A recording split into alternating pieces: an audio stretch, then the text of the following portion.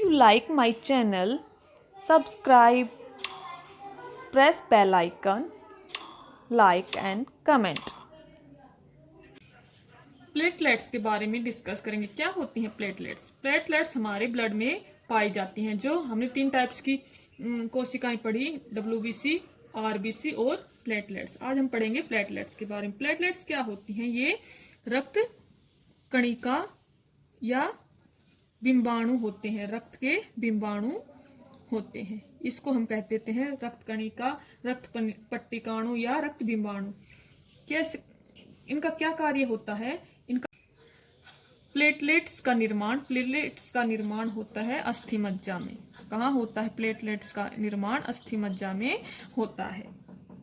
Platelets की जीवन काल, प्लेटलेट्स का जीवन काल कितना होता है? 5 से 9-10 दिन के बीच के अंदर होता है प्लेटलेट्स का जीवन काल। हमारे शरीर में कितनी प्लेटलेट्स पाई जाती हैं? संख्या कितनी होती है? अप्रोक्सीमेट 1.5 से 4 लाख के अप्रोक्सीमेट होती है।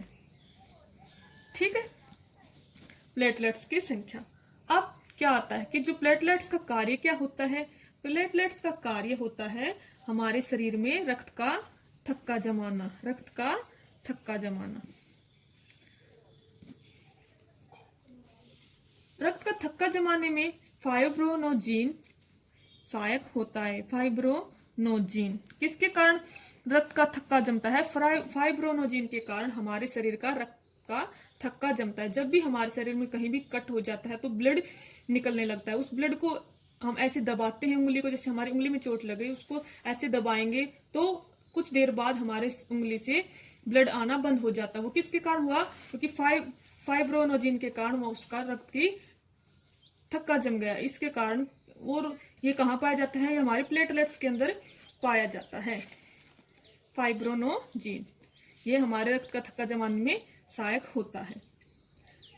नेक्स्ट पॉइंट आता है प्लेटलेट्स की अगर हमारे शरीर में कमी आ जाए, प्लेटलेट्स की कमी के कारण, प्लेटलेट्स की कमी, प्लेटलेट्स की कमी को क्या कहते हैं हम? थ्रोम्बोसाइटोपिनिया। थ्रोम्बोसाइटोपिनिया,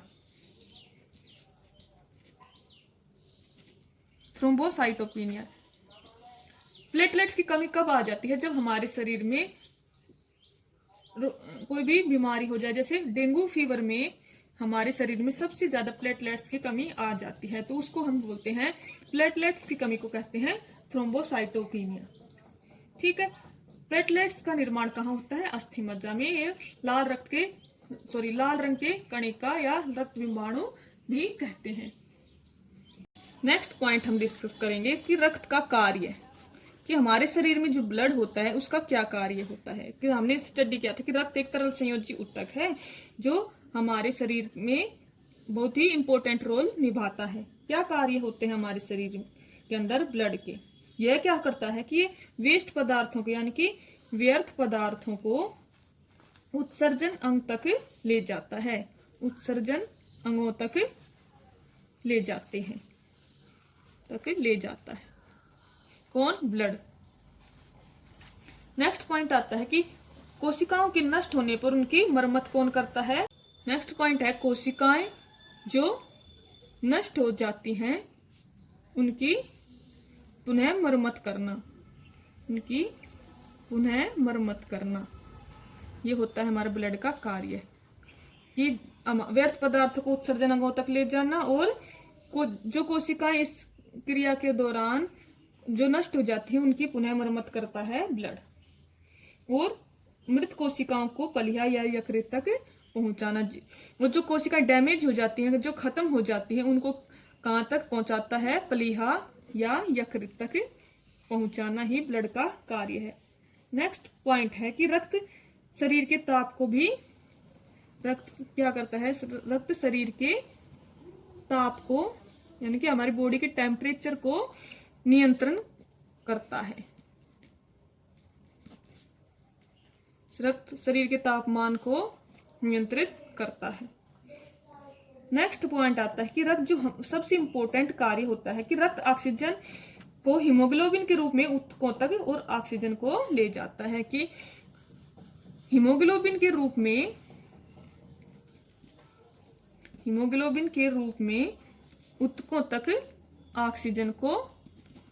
तक ऑक्सीजन को पहुंचाना, ये इंपॉर्टेंट कार्य है हमारे ब्लड का, हमारे शरीर के अंदर।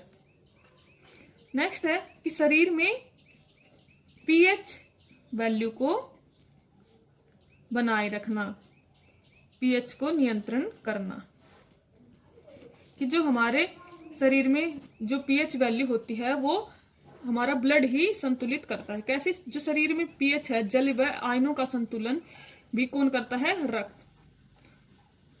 ठीक है। और ये थी हमारे कुछ इंपॉर्टेंट पॉइंट रक्त से related. Thank you class, thank you everyone. मिलते हैं नेक्स्ट क्लास में।